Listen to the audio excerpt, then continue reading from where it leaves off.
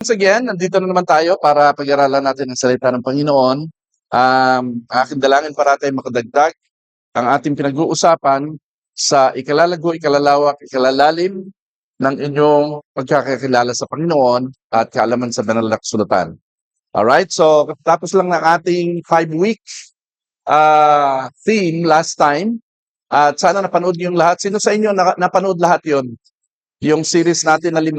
Panood niyo ba? Lahat? Video or naka-attend ba kayo? So mga hindi, ay nilagay natin yung ating link doon.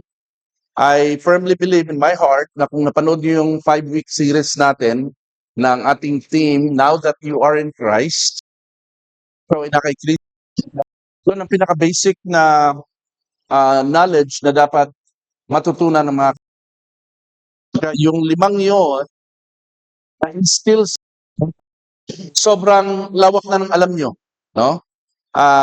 Marami kayong alam na hindi alam pa ng iba masyado. Alright, so ngayon, ay iba naman ang ating pag-uusapan ngayon. Ito naman ay foundation ating dati ng alam. Alright, so ang topic natin ngayon ay pinamagatan kong the unfailing grace of God. Bibigyan ko ng emphasis yung salitang grace, okay? So, tanungin ko muna kayo, what readily comes to mind when you hear the phrase, the grace of God, biyaya ng Diyos? Ano yung agad-agad papasok sa isip niyo pag narinig niyo yung katagang sinasabing the grace of God? Salvation, ano pa? Pagpapatawad. Ano pa? Alright? So, sa mga nanonood ngayon, ano sa inyo? Ang the grace of God, binanggit na yung salvation, papatawad, binanggit na dito. Alright, tama yon. May iba na pag narinig yung salitang grace, sa mga nakakaalam ng Bible, yun ang sinasabi. Pero doon sa mga hindi masyadong alam kung ano sinasabi ng Bible, sinasabi na pag sabing grace, food. We have to say grace today kasi may food na kakainin. Ano? Pag sabing grace, unexpected blessings para sa iba. Prosperity or able to surpass difficult circumstances. Yan ay grace sa marami. Generally speaking, such meanings are not necessarily wrong. Hindi mali yun, except that they are humanistic and not necessarily biblical. So, pero sa mga nagba-Bible, may hint agad sila. Pag sinabing grace, ito ay unmerited favor. Okay, yan ang pinaka-meaning talaga niyan. Unmerited favor sa Tagalog, kung tatagligulugin mo yan, medyo mahaba. Ano? Pabor na nakamit mula sa Diyos kahit di ka karapat-dapat. No, nakatanggap ka ng pabor, nakamit mo nang hindi ka karapat-dapat. At yan mismo yung ating pag-uusapan sa oras na to. Okay? So ngayong araw na to, ipapahayag ko sa inyo ang tunay na kahulugan ng salitang grace or the grace of God ayon sa Biblia. Ikukwento ko yung punot dulo ng kasaysayan nitong tinatawag na biyaya ng Diyos para lalo niyong makita ang larawan at maintindihan ang gusto ng buong katotohanan ng salitang tinatawag na unfailing grace of God. No, bakit hindi nagmamaliw yung grace o biyaya ng Panginoon? Alright, so ang layunin natin dito ay kapag naunawaan niyo po ito ng lubos, mas lalalim at lalawak ang pangunawa niyo sa buhay bilang mananampalataya at lalong tatatag ang pananalig niyo sa mga pangako ng Diyos sa Biblia. Alright? So, meron? Sige, magbabasa sa atin. Ikalawang, 2 Corinthians 12:9. Sige, sabay-sabay tayong basahin natin dito. Ready? Go! But he said to me, my grace is sufficient for you, for my power is made perfect in weakness. Therefore, I will boast all the more gladly about my weaknesses, so that Christ's power may rest on me. Yes.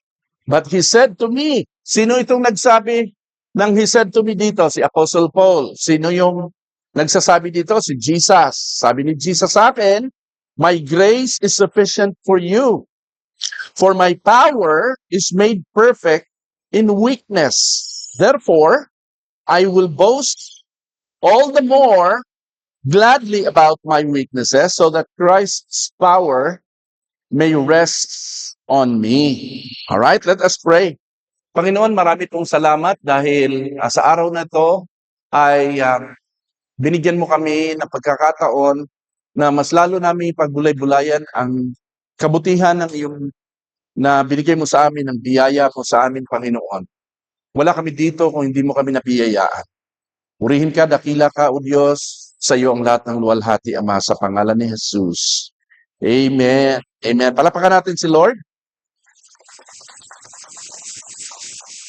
Alright, so mahalagang maintindihan ito ng gusto kasi wastong pananaw kasi mahalaga ang wastong pananaw mo sa grace of God.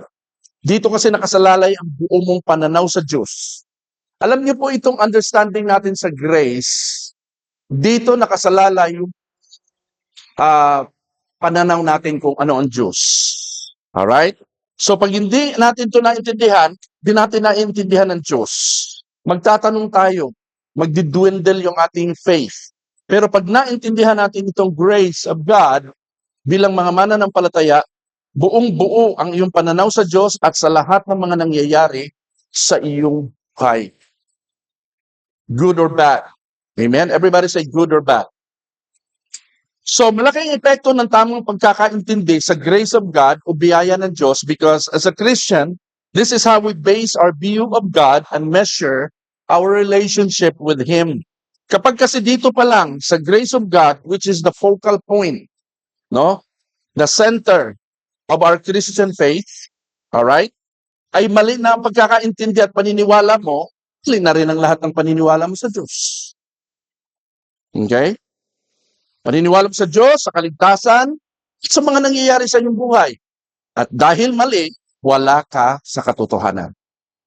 Tandaan natin, pag mali ang iyong pagkaunawa sa sinasabing katotohanan ng Biblia, ibig sabihin lihis ang iyong pananaw sa katotohanan. Doon nagtitwindle ang faith ng mga Kristiyano. Bakit may mga Kristiyanong madaling manghina, madupaypay? Dito yon nakasalalay. So, anong resulta kapag wala ka sa katotohanan? Ang resulta ay confusion, discouragement. Pag na-discourage ka, karugtong niya ay losing of faith. Pag nag-lose ang faith mo, ano mangyari? Yung dating medyo certain ka sa mga bagay-bagay, sa salvation, certain ka sa calling mo, hindi ka na ngayon certain. So uncertainty of salvation and things going on in your life, anong eventual result? Confused ka. Eventual result ay potential apostasy. Anong ibig sabihin ng apostasy? Ito yung pag-alis sa pananampalataya. Ayan, pagbabackslide, pag-alis sa pananampalataya. So, not all churchgoers understand the grace of God. Not all churchgoers have the grace of God, pero nadala lang sila sa agos. But you should know for sure kung ikaw ay meron ng grace of God. So, you have to listen carefully to this. So, unawain po niyong mabuti itong ipapaliwanag ko sa inyo para maitama nyo ano mang hindi pa malinaw sa inyo tungkol sa bagay na ito. Sa gayon, mananahimik na ang kalooban nyo sa pananampalatayang meron kayo ngayon kay Hesukristo. Amen? I myself, I'm very sure, I'm very certain of my standpoint and my faith, my standing with the Lord, kahit anong mangyayari sa buhay ko personal. Because I know and understand God's Word and the grace of God. I hope maisalin ko ito sa inyo at kaya ako nagtuturo ng ganito kasi gusto kong maibuo sa inyo ang mga bagay na ito. Lahat ng ito nasa Biblia lang. It's just a matter of understanding, paghimay-himay sa mga salita ng Diyos. Amen? So, unang-una sa lahat, alright? So, pag-uusapan natin ang pinakauna, grace unto salvation. Kailangan ng grace para magkaroon ka ng salvation. So may iba, alam lang yung salvation, hindi alam kung ano ba yung talagang nagfa-fire up, ano ba yung foundation ng salvation. Alright, kukwento ko sa inyo yan ha. So, una sa lahat, ang biyaya ng Diyos ay salitang pangkaligtasan ng kaluluwa ng tao mula sa kaparusahang nakaamba sa tao dahil sa kanyang mga kasalanan. Wala itong kinalaman sa mga pang-araw-araw na buhay. Katulad ng food, binanggit ko kanina, blessings, prosperity, able to surpass hardships and difficulties. Sa buhay natin, wala itong kinalaman doon. Bakit ko nasabi na walang kinalaman? Kasi both good and bad people may enjoy the bright and dark sides of life. Hindi ko mo Kristiyano ka, blessed ka na. Dahil mas maraming mga hindi Kristiyanong mas blessed sa'yo kung blessing ang pag-uusapan. Ano ba ang sukatan ng blessing minsan? Pera, success, prosperity, magandang buhay, mga dreams na natutupad. Hindi yun ang sukatan. Hindi yun ang grace na pinatawag. Alright? So, and it does not mean grace ay itong mga bagay na nakakamit natin sa mundong ito. No? Ang mga bagay na yan ay materialistic, humanistic lamang at hindi divine. Grace is a divine word. It's a divine aspect. Galing ito kasi sa Diyos. Alright? Now, I'll tell you the story of grace. Kukwento ko sa inyo ang storya ng grace. Okay? Yung iba sa inyo, medyo alam na ang storya na to, no? Ito ang ugat ng kwento ng grace sa Biblia kung bakit nagkaroon tayo ng New Testament Bible. Ba't nagkaroon ng New Testament? Yun yung kwento. Kung bakit nagkaroon ng New Testament, doon nagsimula ang kwento at kasaysayan ng grace of God. Taong 586 BC, tandaan niyo yung taon na itala po sa world history at sa Biblia, Book of Ezekiel, Book of Jeremiah, ang kwento kung paano lubhang nagkasala ang bansang Israel at kinastigo sila ng Diyos. To the point na nabura sa mapa ng mundo ang bansang Israel noon. For 70 years, walang Israel sa mapa. Alright? That was 586 BC. Ang dahilan, alam niyo kung anong dahilan? Karimari-mari na kasalanan. Pag sinabing karimari-mari ay sobrang lala ang kasalanan ginawa nila. Para umabot si God sa ganung punto ng sarili niyang bayan, ay burahin niya. Grabe, ano?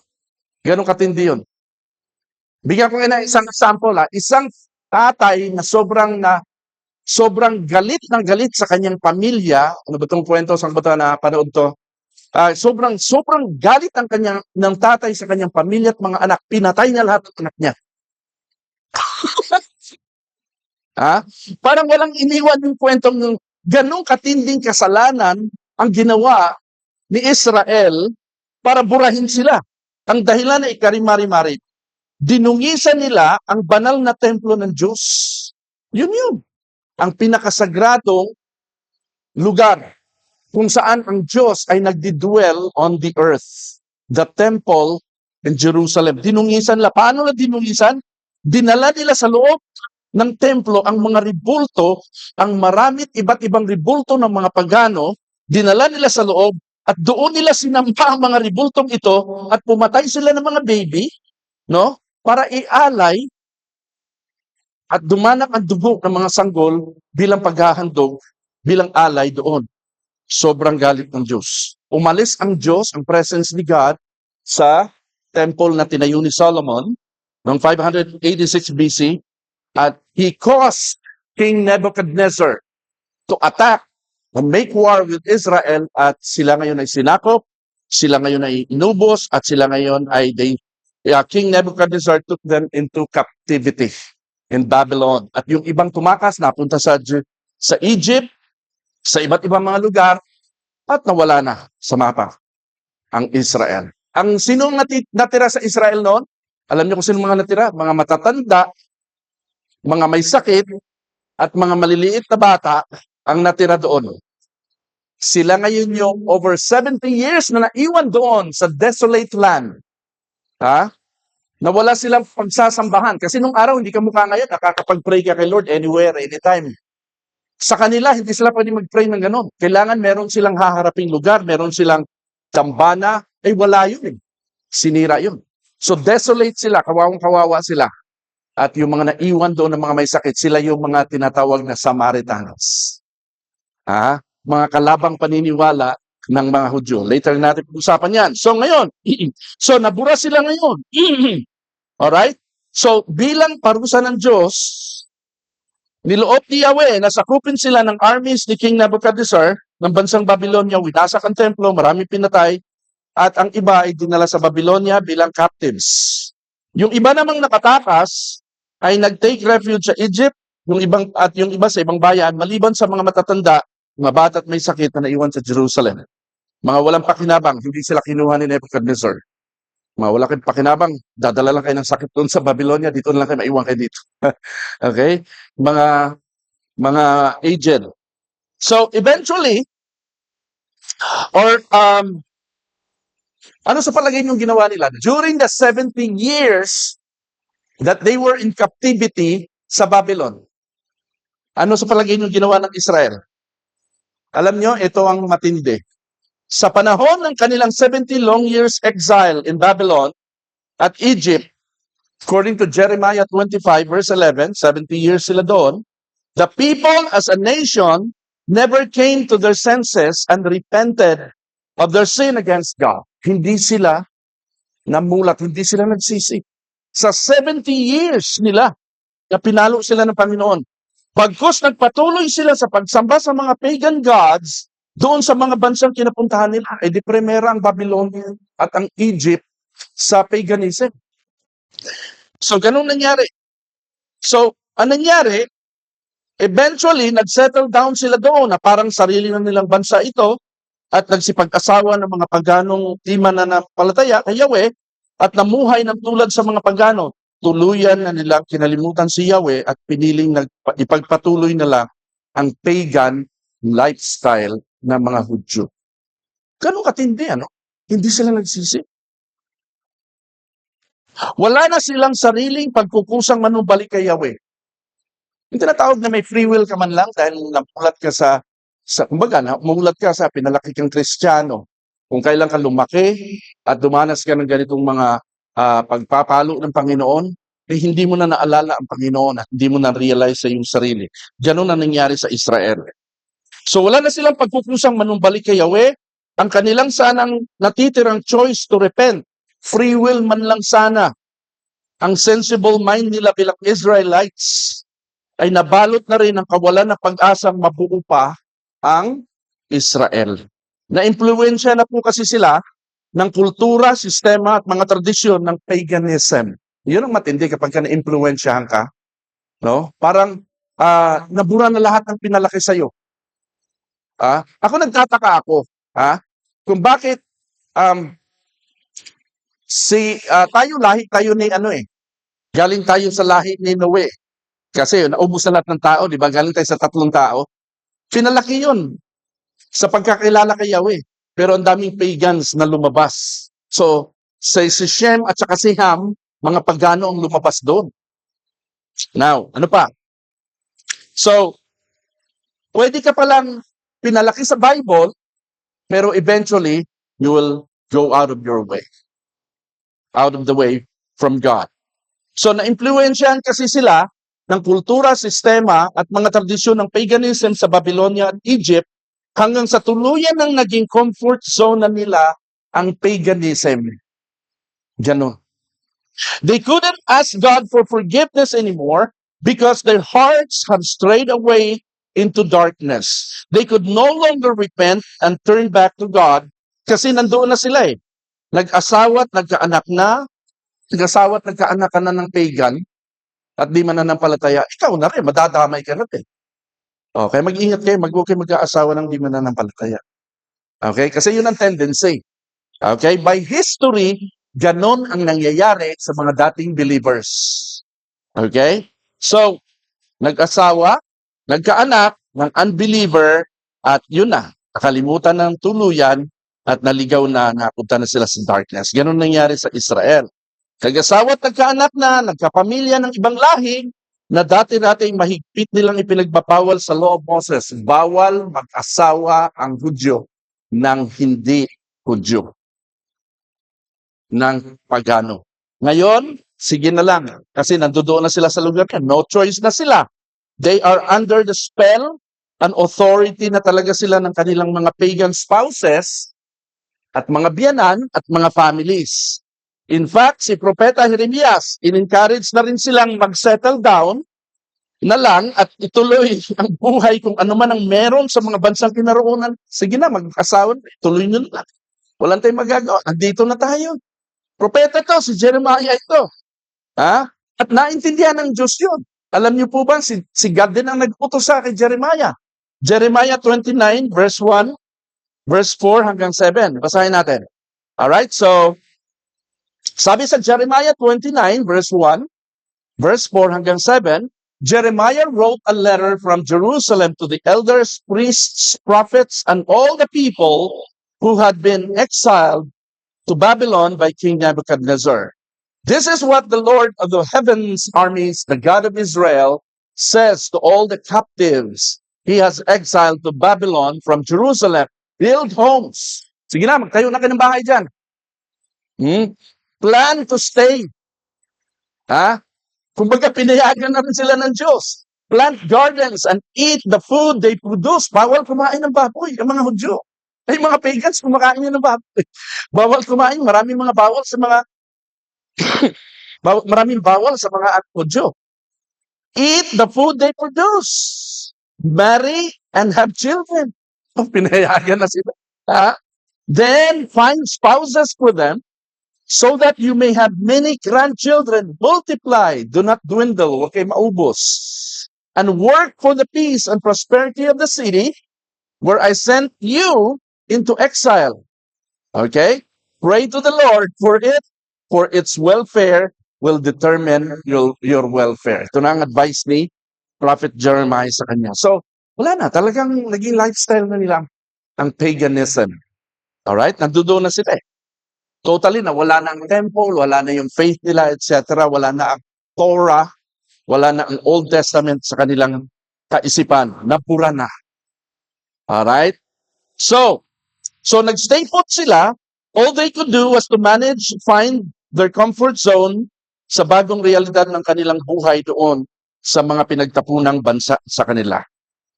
At dahil siya naging hopeless case sila sa Diyos. Wala na silang, kumbaga, hindi na sila maiahon. Kung si Adan, Eva, minsan lang nagkasala sa Diyos. Anong kaparusahan ng kasalanan? Kabayaran ng kasalanan? Kamatayan agad. Isang beses lang siya nagkasala. Ang kabayaran ng kasalanan ay nakamit nila kagad. Ano pa kaya ang Israel na di na mapilang na beses nagkasala sa Diyos? At ang kasalanan pa naman nila ay ang pinaka-heinous crime sa Jewish law. Ano yung heinous crime sa Jewish law?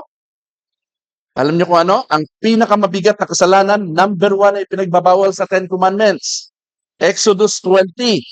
Bawal magkaroon ng ibang Diyos at sasamba sa mga Diyos-Diyusan. Yung ginawa ko man din nila. Ay si Adan at Eva, sumuway lang. Lalo na ito. Paulit-ulit pa nilang sinuway, dinala pa nila sa templo, at nung sila binanish away into exile, pinagpatuloy pa nila doon. At di sila nagsisi. So patong-patong ang kasalanan ni Israel. So wala na silang pag-asa para tubusin pa sana ng Panginoon. Wala na. So certainly, sa puntong ito, tila wala na silang kakayahang punan ang kanilang mga pagkukulang kay Lord. Lalo tigit, komportable na sila sa buhay pagano. Naging lifestyle na nila yun. Ano pang natitirang dahilan para kay Lord? Para isalba sila. Sa palagay niyo, may dahilan pa si God para isalba sila? Pwede namang pumili si Lord ng ibang bansa na lang. O mag-raise siya ng bagong nation. Total, wala na. Burado na sila sa mapa. Wala na ang temple. Pwede naman siya mag-create eh. Wala na. Totally wala na. So, sobrang laki ng kasalanan nila sa Diyos. And here's the turning point. Subalit sa kabila ng lahat. Sabihin natin, subalit sa kabila ng lahat. Ito na yung kwento ng grace. Ha? Subalit sa kabila ng lahat, sa kabila ng patuloy nilang pagsuway, katigasan ng ulot, pagiging komportable sa kasalanan, at kawalan ng pag-asa, pinahabagan sila ng Diyos. Diyos pa rin talaga ang nag-initiate ng first move kahit hindi sila nagsisi. Kahit nagpatuloy sila kasalanan. Kahit hopeless na sila. Si God pa din ang nag-reach out sa kanila. Ha? That's the turning point. Without God reaching out to Israel, wala na talaga. End of the story na ng Old Testament. Dito na pumasok yung grace teaching ni Paul sa atin na not by works ang salvation. God saved us not because we did something worthy to be saved. Kaya sabi ni Paul, we are saved not by works. Talagang grace lang yan, for by grace you are saved. Ha?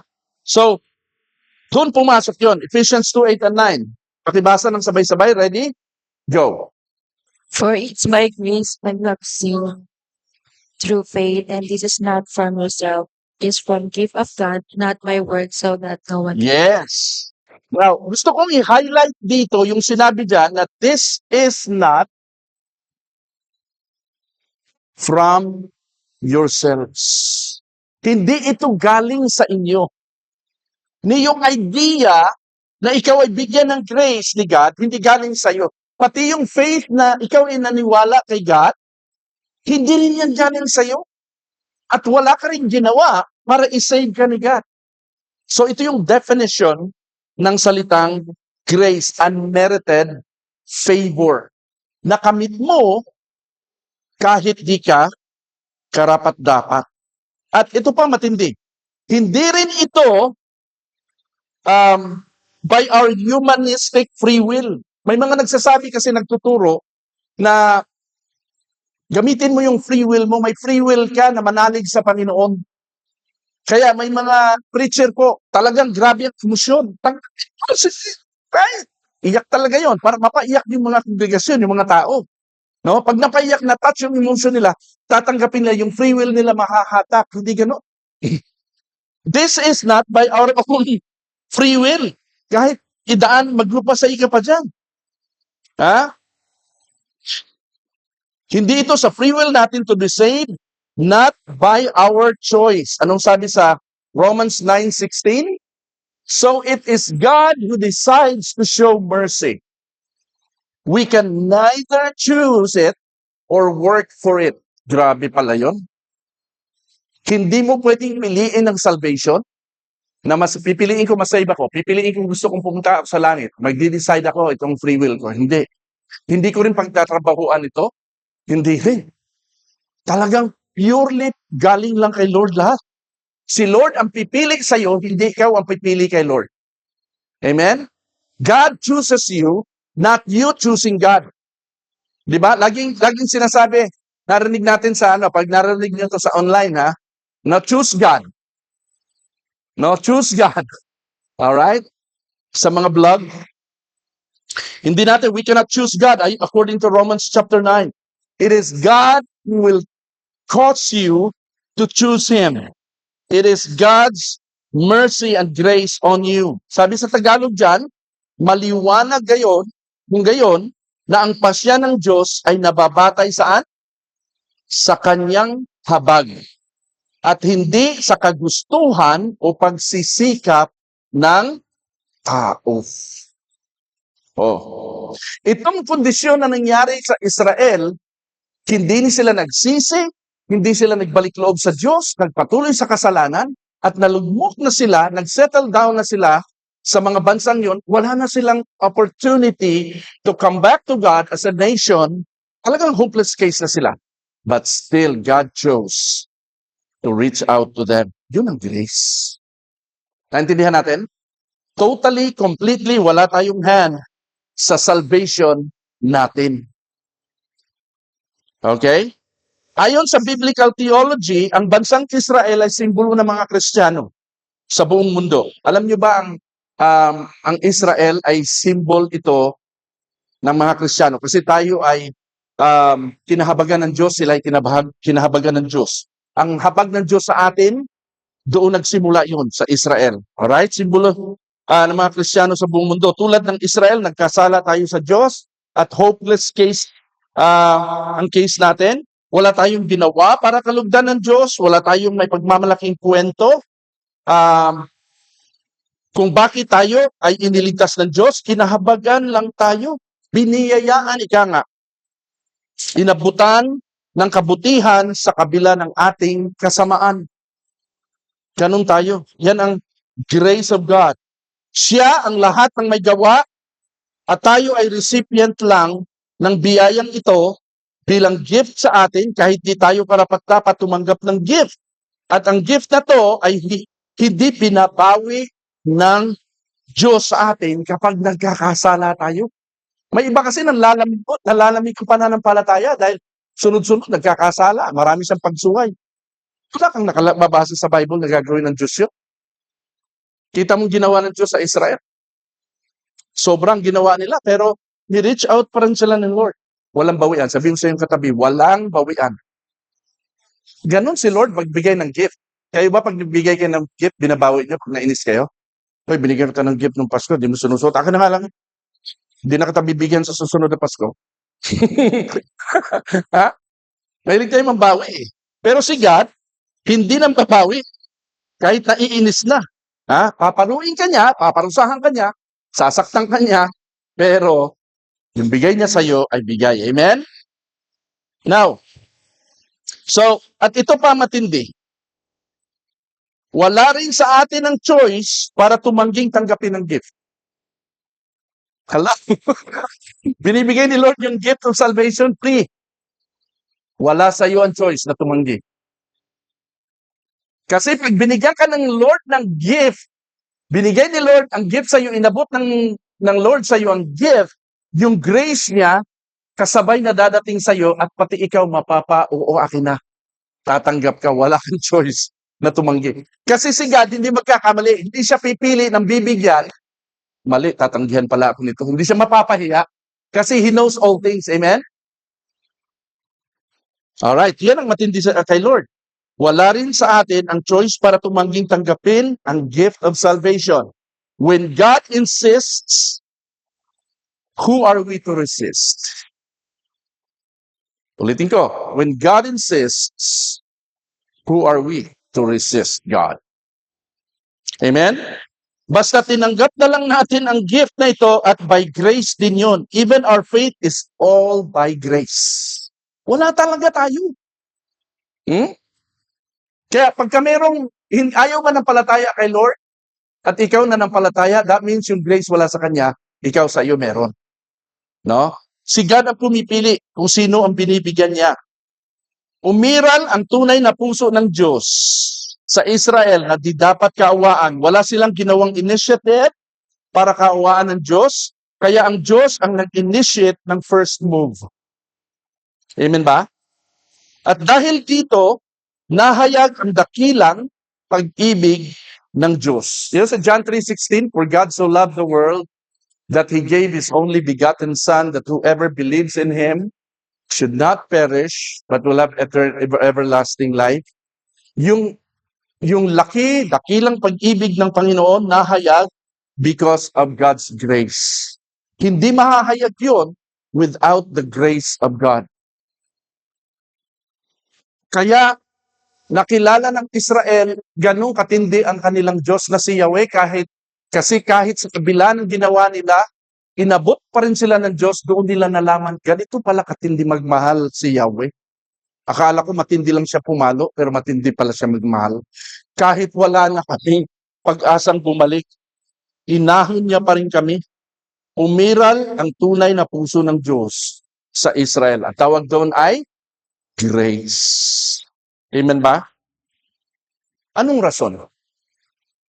What is the reason? God has to have a reason kung bakit Israel pa rin ang binalikan niya.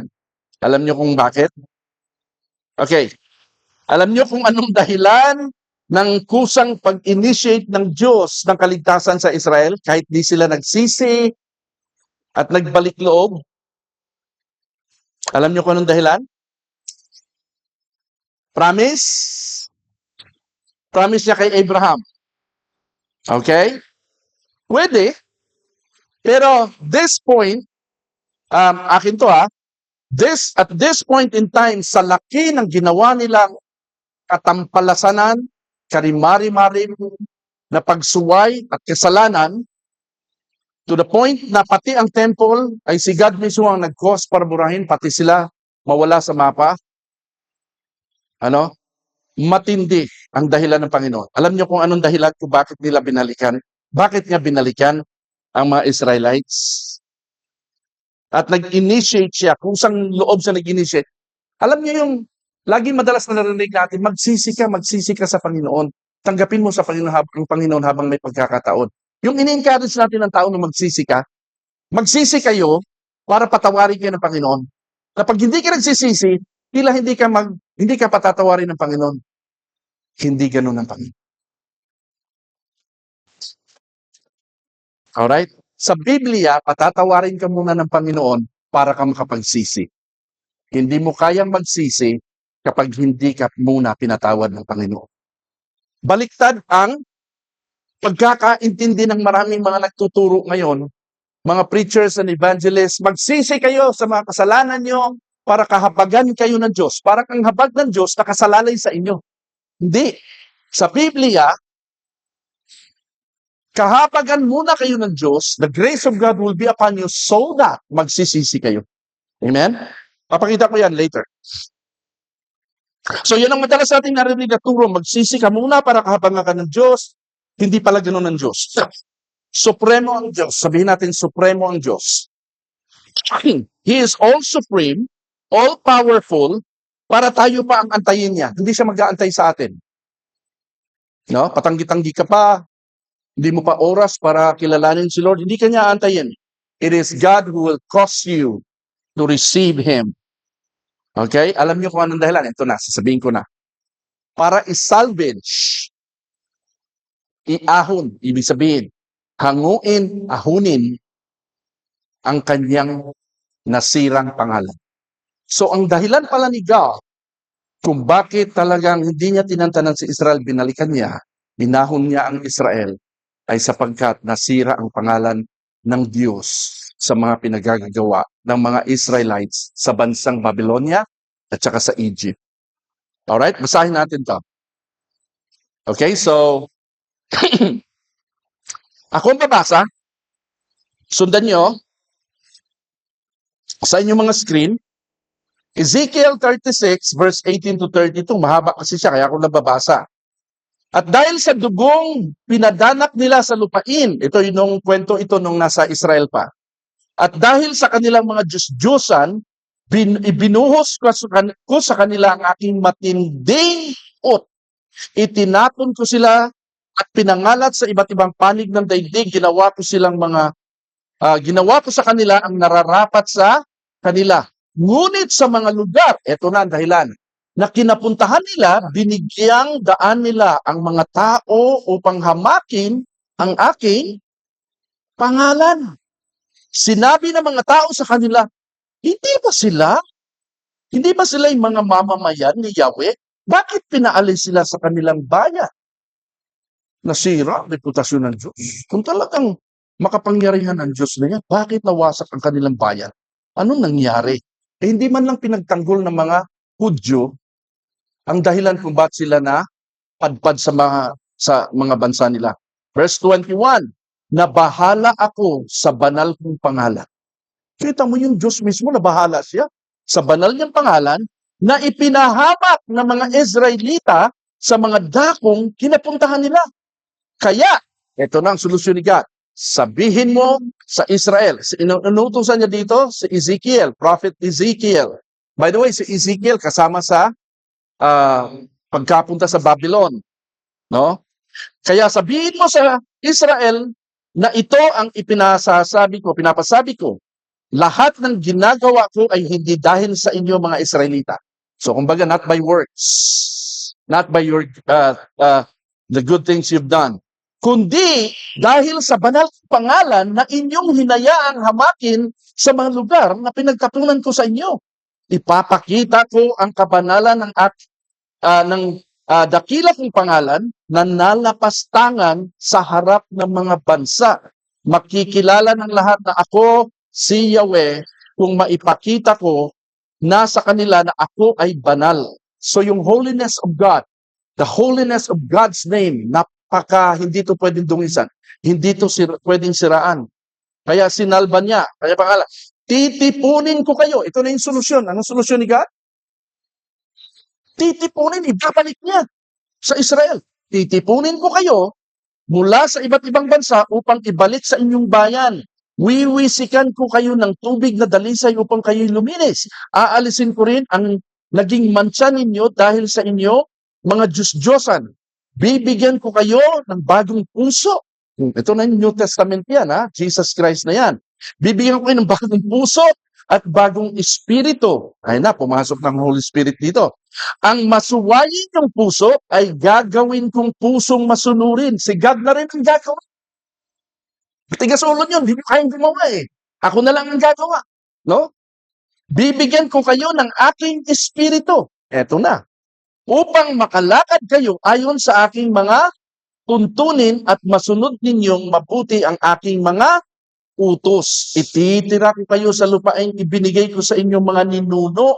Kayo ay magiging bayan ko at ako ang inyong Diyos. Lilinisin ko ang lahat ng inyong karumihan. Bibigyan ko kayo ng masaganang ani at hindi na kayo daranas ng gutom.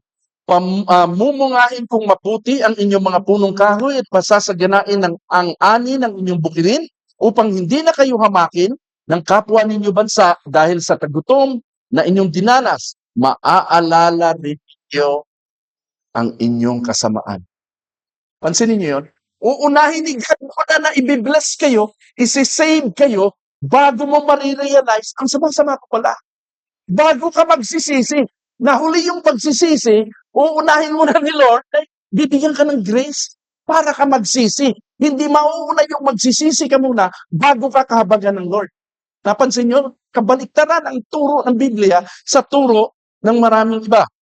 Alright? At dating kasuklam-suklam na mga gawa.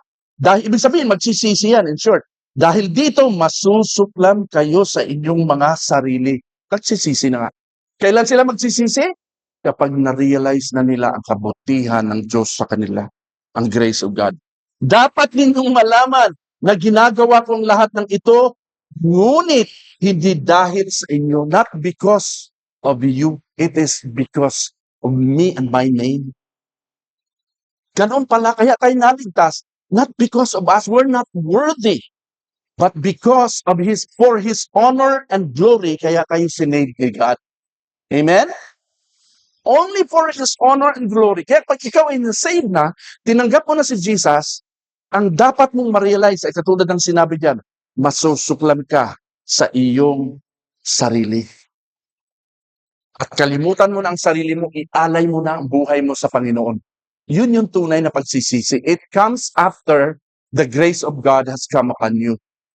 Mali yung sabihin natin na magsisi ka para kaawaan ka ng Diyos. Hindi, kaawaan ka na muna ng Diyos, bibiyayaan ka na muna ng Diyos para makapagsisi ka.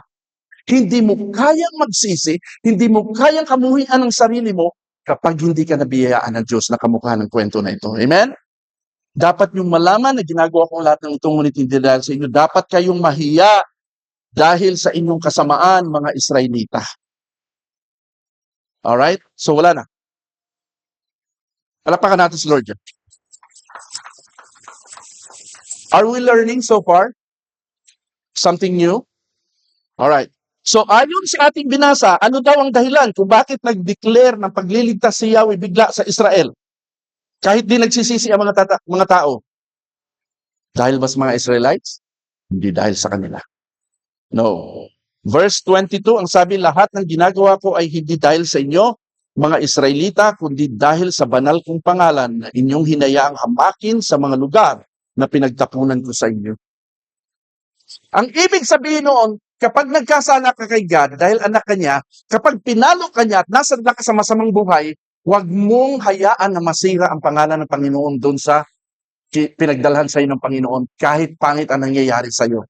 You still have to honor God, especially His name. Amen? Alright. So, ang mas malalim pala na dahilan ng pagliligtas ng Diyos sa Israel ay para isalvage, iahon ang kanyang pangalan sa pangit na reputasyong idinulot ng mga Israelites sa harap ng mga pagano na siyang lalong nagpalaki ng atraso nila sa Israel, atraso ng Israel sa Diyos. Di ba? Lalong sinira mo pangalan ng Panginoon, sinira mo na ang kanyang utos, lahat nagkandawindang-windang na, tapos nasira pa ang pangalan mo. That's how holy God's name is. Hindi pwedeng dungisan. Sabihin natin, hindi pwedeng masira. Alam nyo, ang sabi diyan sa Psalm 148, let them praise the name of the Lord, for His name alone is exalted. His glory is above the earth and heaven. Sabi pa sa Philippians, therefore, God also has highly exalted Him, si Jesus, and given Him the name which is above every name, that at the name of Jesus every knee should bow, of those in heaven and of those on earth and of those under the earth. Grabe, ano? Heaven, earth, under the earth. Ibig sabihin, lahat na. And that every tongue should confess that Jesus Christ is Lord to what? To the glory of the Father. Kaya yung pangalan ni Jesus, napaka-precious talaga nito. Amen? Yung pangalan niya na sinabi sa Psalms, sa Old Testament, Yahweh, na ang glory daw nito ay abot hanggang langit sa buong mundo, ay napunta kay Jesus. Kaya dapat si Jesus ang i-glorify natin.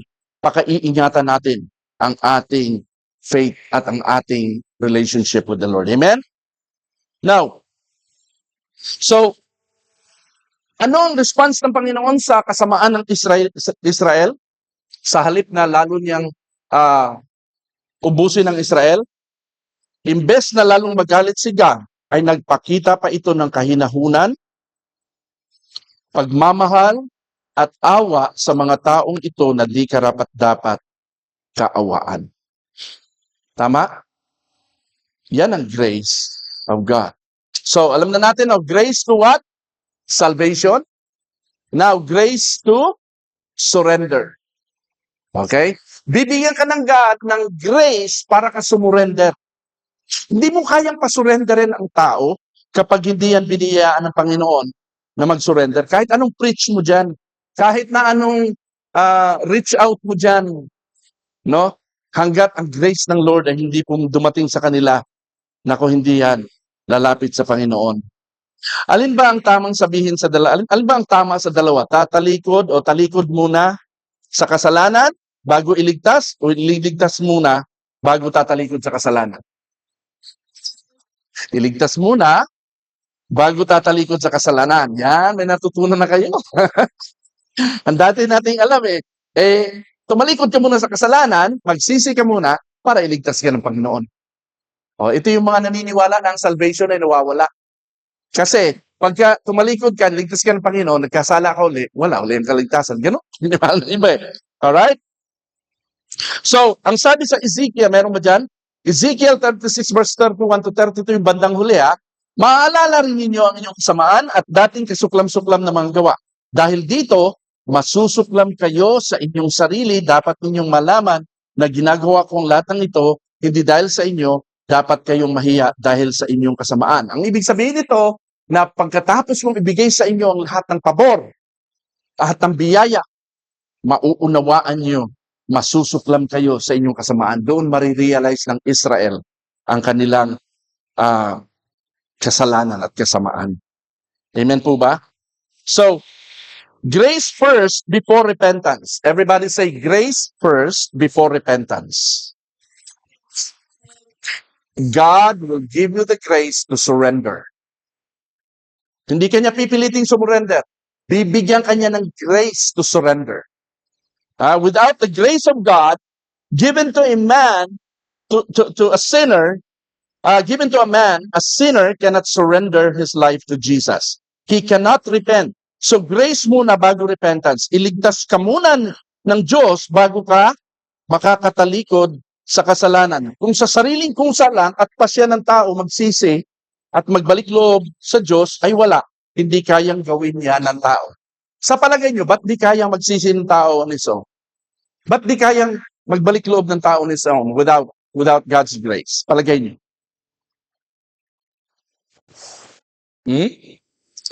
Eto, bigyan ko kayo ng larawan, ha? Paano magsisisi ang taong lulong na lulong at enjoy na enjoy sa maling ginagawa? Ha? Uy, tigilan mo yan.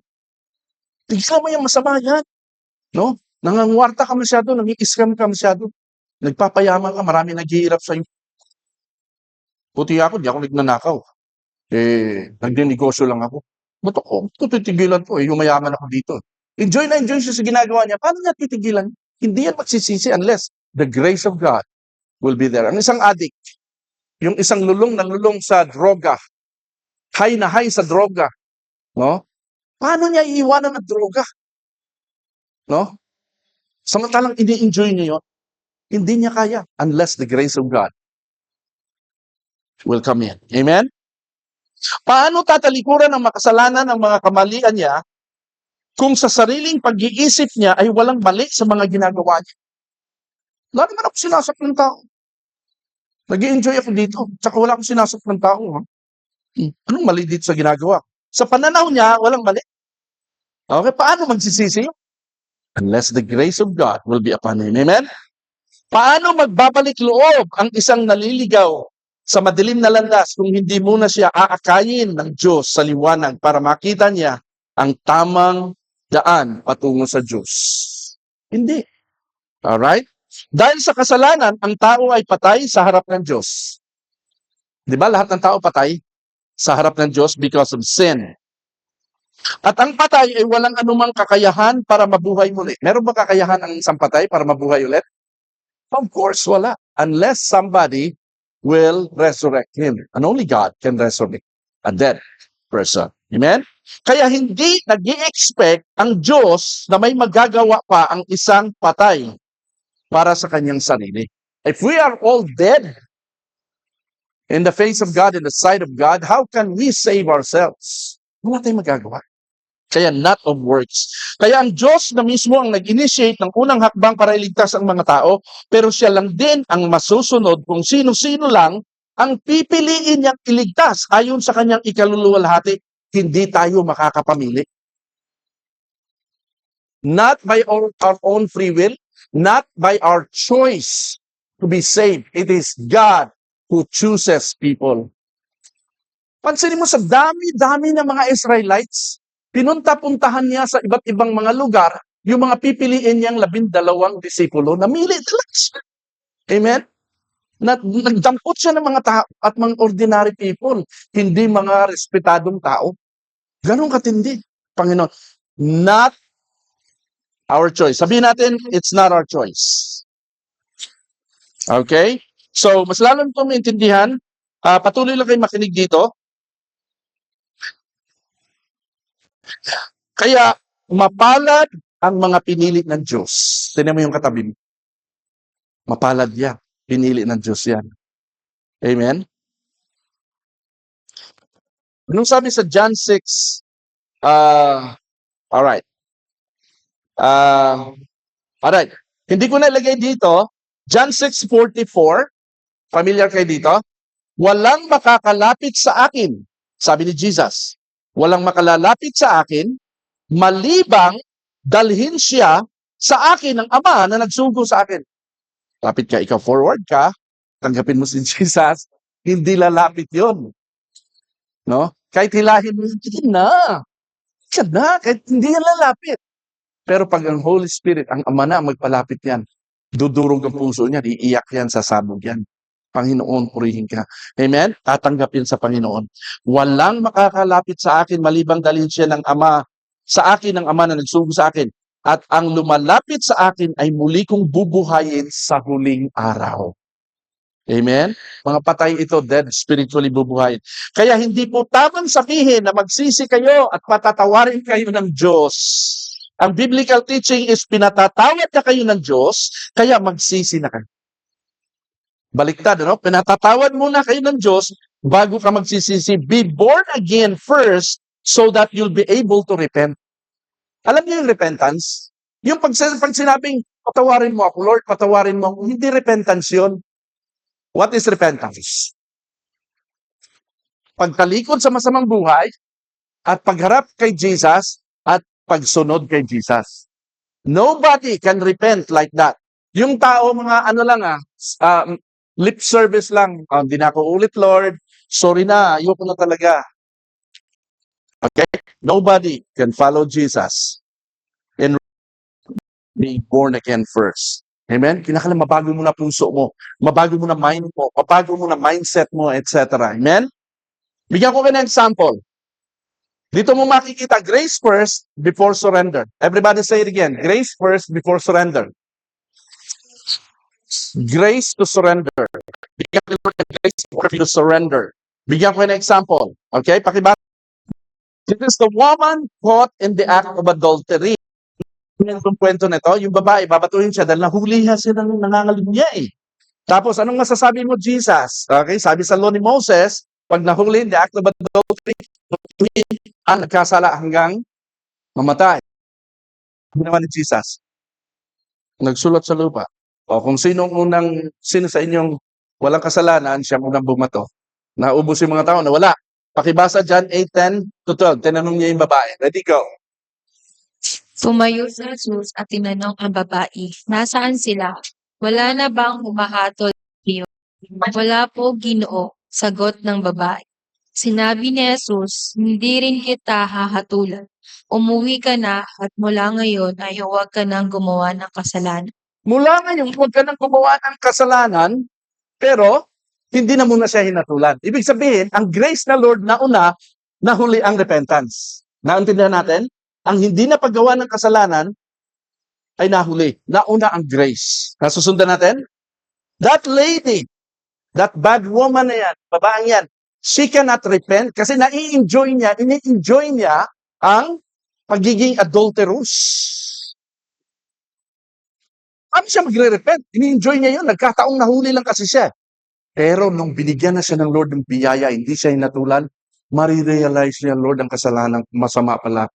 Alam niyo, grabe yung ginawa niya. Mamahaling perfume, binuhos niya kay Jesus. Amen? Yeah? Oo. Ganong katindi pagbabago niya. Alright, now. Woman caught in the act of adultery. Another example. Lame man. Ito yung pilay. Pakibasa, ready, go. Magali ka na ngayon, huwag ka nang gumawa ng kasalanan at baka masal pa riyan. So, ano ginawa ni Jesus? Pinagaling na muna siya, pinatawad na muna siya sa kasalanan. Bago siya, sinabihan na huwag ka na gumawa ng kasalanan. Nauna ang grace ni God bago yung pagsisisi. Amen? Hindi yung naunang huwag ka na muna gumawa ng kasalanan para pagalingin kita. Baliktad, di ba? Okay, is another example. Si Zacchaeus, pakibasa. Zacchaeus, a corrupt tax collector. Ready, go. Lucas 19:8. Ready, go.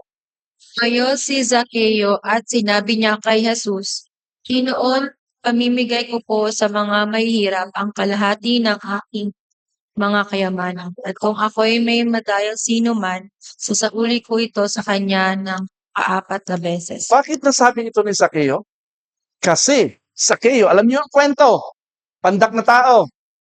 Sa dami ng taong umaaligid-aligid kay Jesus, hindi siya makapunta doon, umakyat siya sa punong kahoy para tumaas siya. Nung makita niya na si Jesus ay papaalis na, tumakbo siya, inunahan niya doon so, kung saan si Jesus pupunta, nakita ni Jesus yung taong ito, pumunta doon, sabi niya, Zacchaeus, pupunta ako sa bahay niyo.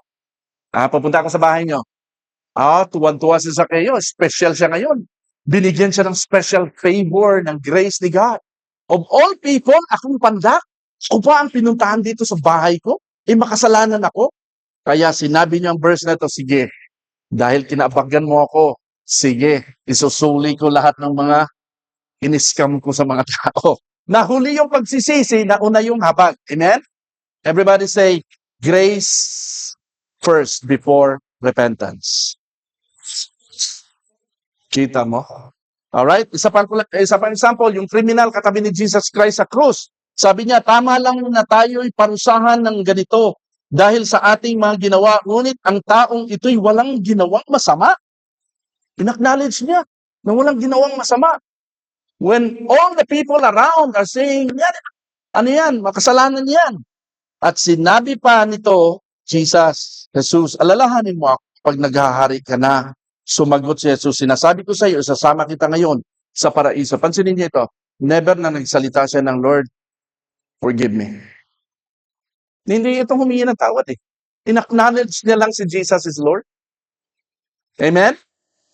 Grace first before repentance. Lastly, pakibasa. Ito si Apostol Pablo. Si Apostol Pablo was going on his way to the road to Damascus para patayin. Humingi siya ng warrant of arrest sa gobernador at sa sino mang leader. Humingi siya ng warrant of arrest para hulihin ang mga Kristiyano na nagpapangalat ng kulto na paniniwala kay Jesus. On the way to Damascus, nakasakay siya ng kabayo, hinold up siya ni Jesus. Ang sabi sa Gawa 9, natumba siya sa lupa at narinig niya ang isang tinig na nagsasabi, Saulo, Saulo, bakit mo ako inuusig? Sino kayo, Panginoon? Tanong niya. Ako si Jesus, ang iyong inuusig. Tugon ng tinig sa kanya, tumayo ka, pumasok sa lungsod at do'y sasabihin sa iyo kung ano ang dapat mong gawin. Ito na yung conversion ni Paul. Si Paul never mentioned a word of repentance and forgiveness before Jesus took him. Amen? Ganon yun. Ang habag ng Diyos, pag dumapo sa iyo, babaguhin ka ng Panginoon at magsisisi ka na lang sa bandang huli. Amen? Kaya huwag nating sabihin na, kaya ako nandito, kaya ako binibless ng Lord kasi mabuti ako, kasi ako ay nagsisi ko, kasi kulang ka sa prayer. Hindi ganoon. Ang habag ng Diyos dahil prayerful ka, mas kahabagan ka ng Diyos. Hindi ganoon dahil mas churchy ka. Hindi ganoon. Si Lord ang magbibigay ng habag sa iyo. Amen po ba? Alright, sana may natututunan tayo. So, Saul never repented before Jesus arrested him on his way to Damascus. When the grace of God is upon a sinner, that person will receive Jesus into his heart, and only such encounter can cause him to repent and turn to God. Amen? Panghuli. Alright? Grace unto sanctification. Sabi sa Philippians chapter 2 verse 13, bibilisan ko, for it is God, everybody, listen to this. It is God who works in you both to will and to do for His good pleasure. Para ka magiging willing na gumawa para sa Panginoon, na maglingkod sa Panginoon, para sa ikaluwalhati ng Panginoon, kailangan biyayaan ka ng Diyos, ng grace, to work for His will. Amen? Itong ginagawa natin dito, hindi ko ito gusto in the first place. Matutulog na lang dapat ako. Amen? Matutulog na lang dapat kayo eh. Amen? Papahinga na lang, may pasok pa tayo mamaya. Alright? Pero ewan ko ba, bakit natin itong ginagawa? Ano yan, may pasok pa mamaya? Wala naman, buti ka pa. Alright? Ako lang may pasok, kita nyo? Tatanungin nyo kung bakit ito ginagawa, hindi ko alam. It is God who's just working in me. Amen?